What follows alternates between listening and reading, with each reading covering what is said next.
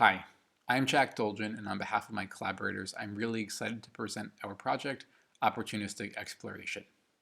Sometimes decisions just happen and they're over with one-time things, but sometimes that's not the case. Sometimes our decisions have consequences for our future decisions. So choosing something now might constrain what you can do later on. Think about a state action pair.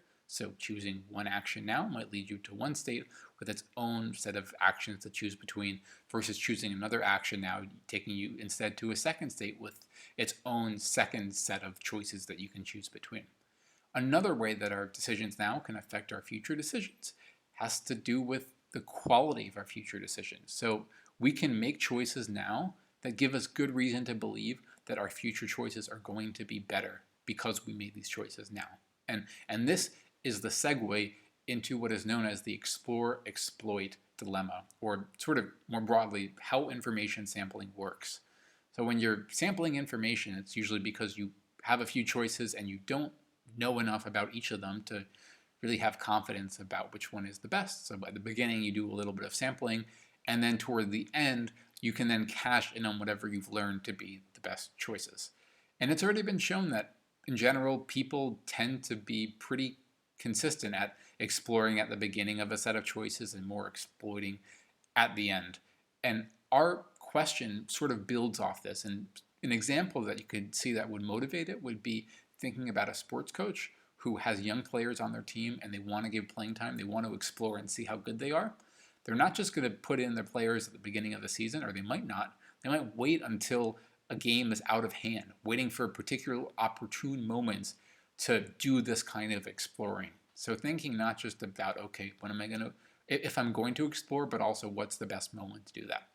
And we test this through what is known as a bandit task. So you can see on the screen, there's these two bandits. Each time you pull one, you're going to get some reward, and you want to get as much reward as possible. And each bandit has its own generative average that it spews, but it won't give that every single time, which is why there's some uncertainty. You would want to sample something at least more than once if you want to have a good sense about how much it will give you in reward.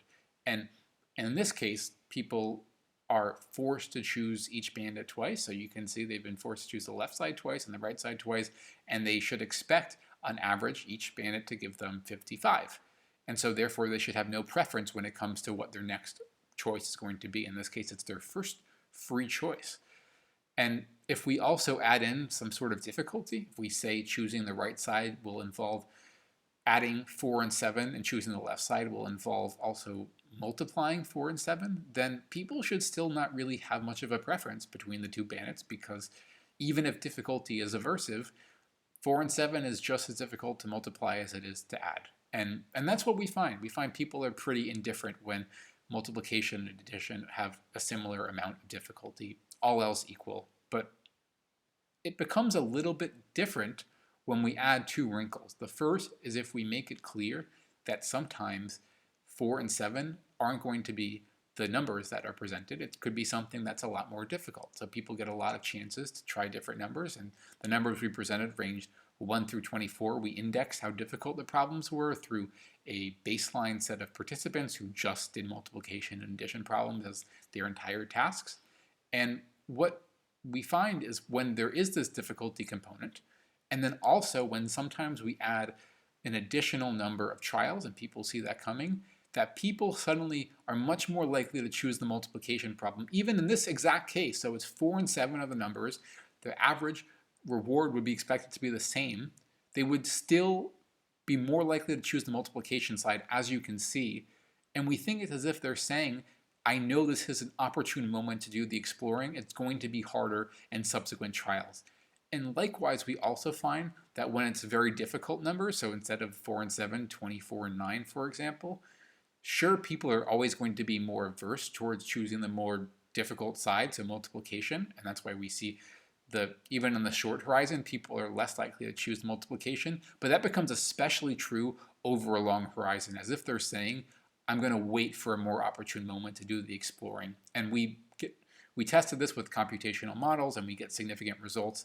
And in conclusion, we find this as evidence to suggest exploration also involves opportunism, in addition to simply whether to explore, it's also about when. Thanks.